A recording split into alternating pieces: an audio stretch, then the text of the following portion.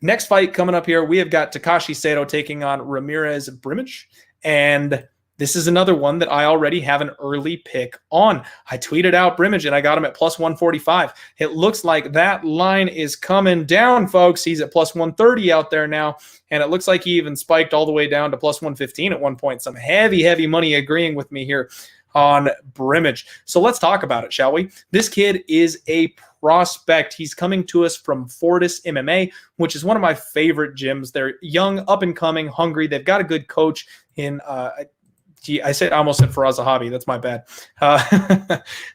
It's a really great gym. Lots of good, hungry talent coming out of there. He's 8-2. He's 27 years old. And this kid's a grappling phenom. He is so good on the ground. He was supposed to come in on Dana White's Tuesday Night Contender Series, but I think his opponent pulled, and he wasn't able to get back on before the Corona situation. He's got a big right hand. He's an absolute submission machine. Very slick transitions.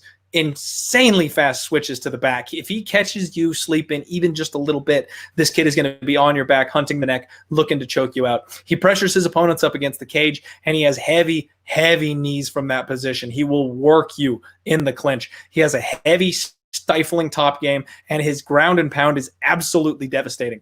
Now he's taking on Takashi Sato. Takashi is 30 years old, and he's hard to gauge.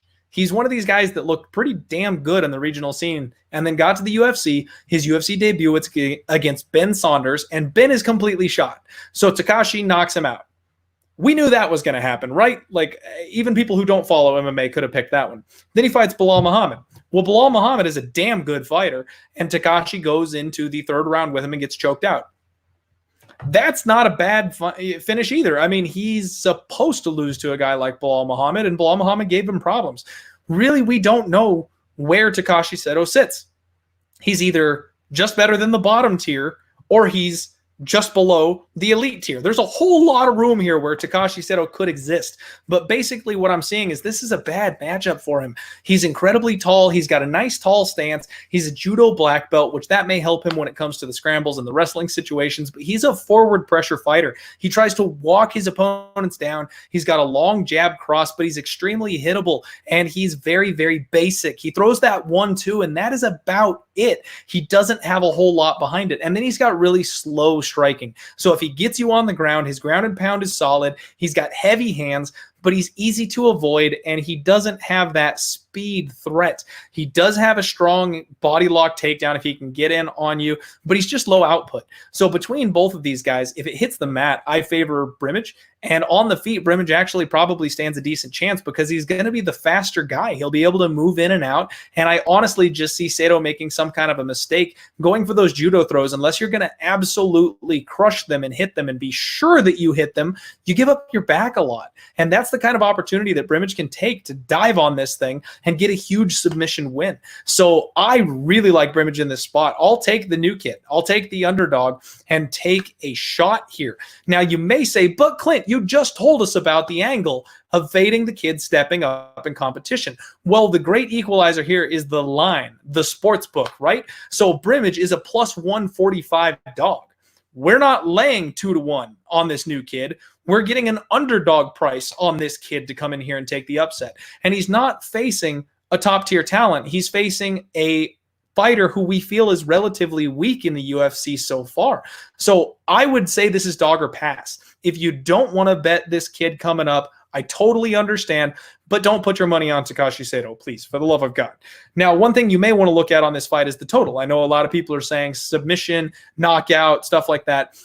Tune in later this week. We have a show called Total Madness here at odds.com where your boy jumps on as soon as the over and unders drop, and we will give you my read on the totals over and under 1.5, 2.5, etc. And I break them all down for you later. It's a much shorter show, so if you don't want to go over the ins and outs and dive in deep and things like that, it'll usually be about a 15-minute show, and I'll just run through the card real quick and let you know if I think the over or the under is a good side to take. So keep a lookout for that at the Odds HQ YouTube channel.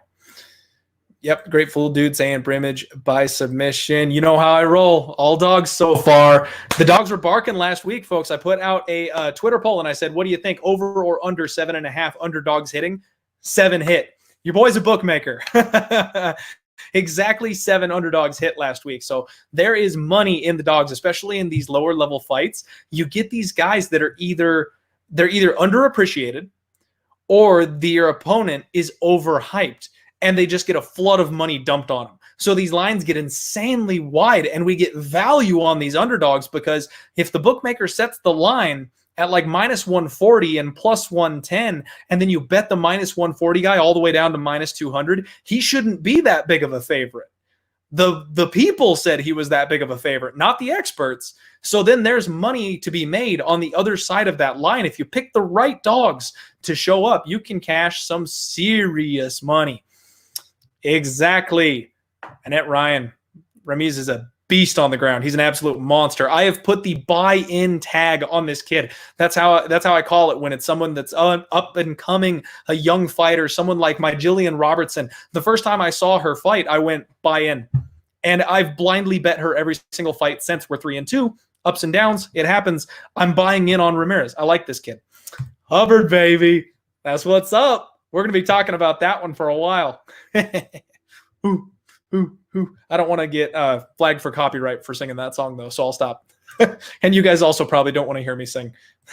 I'll do a musical episode of the Diehard MMA podcast. It's like every other TV show out there. There is the musical episode. There's the beach episode for anime. Like I'll hit both of those for you here on the show.